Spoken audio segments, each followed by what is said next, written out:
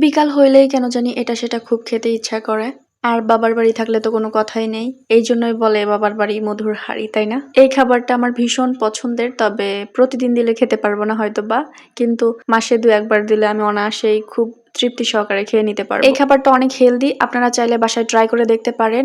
চলুন প্রসেসিং শুরু করা যাক। Hello everyone, this is me Kulsum from my YouTube channel Mehra বিনতে হাসান। কেমন আছেন সবাই? আশা করছি অনেক বেশি ভালো আছেন। আলহামদুলিল্লাহ আমরাও অনেক বেশি ভালো আছি। আমার বেশ কিছুদিন ধরে সবজি খিচুড়ি খেতে খুব ইচ্ছা করছিল, কিন্তু শ্বশুরবাড়িতে আমি রান্না করিনি। সবাই খায় কিনা এটা জানি না দেখে পরে আম্মাকে এসে বললাম আমি এটা খেতে চাই। মা বলল তাহলে চল রান্না করি। মার শরীর খুবই খারাপ, উনি খুব অসুস্থ আছেন। এই খাবারটা অনেক হেলদি। আপনারা চাইলে বাসায় ট্রাই করে দেখতে পারেন। চলুন প্রসেসিং শুরু করা যাক। সবজি খিচুড়ির মেইন আকর্ষণ হচ্ছে লাউ পাতা। লাউ পাতা ছাড়া সবজি খিচুড়ি আমার কাছে কেন জানি অসম্পূর্ণ মনে হয়। তবে এই সিজনে লাউ পাতা পাওয়া যায় না, মিষ্টি কুমড়ার পাতা ছিল, ক্ষেত থেকে সেটা তুলে নিয়ে আসছি।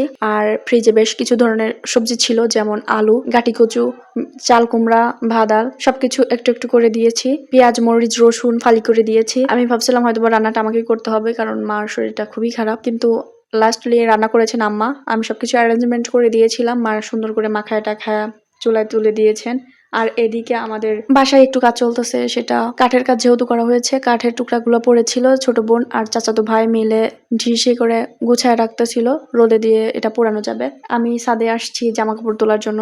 রোদে জামা কাপড় শুকাইতে দিছিলাম। এখন সন্ধ্যা অলরেডি হয়ে গিয়েছে। আম্মা ওদিকে রান্না করছেন, আমি কাপড়গুলা উঠায় নিলাম। এখন হুটহাট করে যখন তখন বৃষ্টি চলে আসে, কাপড় চোপড় দিয়েও শান্তি নেই, ভিজে যায়। অনেক সময় দেখা যায় রুম থেকে টের পাই না। দেন রান্না হয়ে গেছে, আম্মা ছাদেই চলে আসছে, বলতেছে যে খাবার হয়ে গিয়েছে, তোরা কি এখানে খাবি? পরে আমরা বললাম যে আমরা এখানেই খাবো। ছাদে বসে খাওয়ার ফিলিংসটাও অন্যরকম ছিল। আমার জীবনের প্রথমবার আমি ছাদে বসে খাচ্ছি সবার সাথে, ভালো লেগেছে। সবজি খিচুড়িটা লাটকা লাটকা হইলে একটু বেশি ভালো লাগে, ঝরঝরেটা আমার পছন্দ না। ছোট বোন পাতিল ধরে খাবারটা নিয়ে আসছেন, চাচাতো বোন পানি নিয়ে এসেছেন। আমাদের মাংসের তরকারি ছিল, চাচাতো বোন ওদের মাংস রান্না করেছে, সেখান থেকে মাংসের তরকারি নিয়ে আসছে। সবকিছু মিলাই টিলাই খেলাম। সবকিছু মিক্সড করে খেতে ভালোই লেগেছে। সাথে ছিল লেবু। সবারটা সুন্দর মতো প্লেটে বেড়ে দিয়েছি। আমার কাছে অনেকটা পিকনিকের মতো লাগছিল। খেতে খেতে অনেকটা সন্ধ্যা হয়ে গিয়েছিল, অন্ধকার অন্ধকার নামছিল। তবে ওয়েদারটা অনেক ভালো ছিল।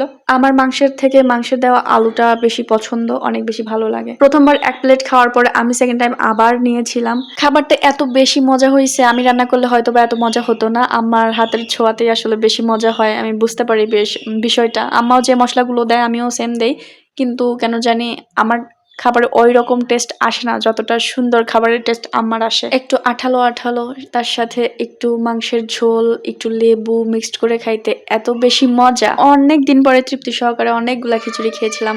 আলহামদুলিল্লাহ, একদম মন প্রাণ জুড়াই গেছিল। যারা কখনো সবজি খিচুড়ি খান নাই তারা একবার ট্রাই করে দেখতে পারেন, ভালোই লাগবে আশা করছি, যদি রান্নার প্রসেসিংটা ভালো থাকে। সবাই ভালো থাকবেন, ভালো রাখবেন ভালোবাসার মানুষদেরকে। দেখাবে নতুন কোনো ভিডিওতে। আল্লাহ হাফেজ।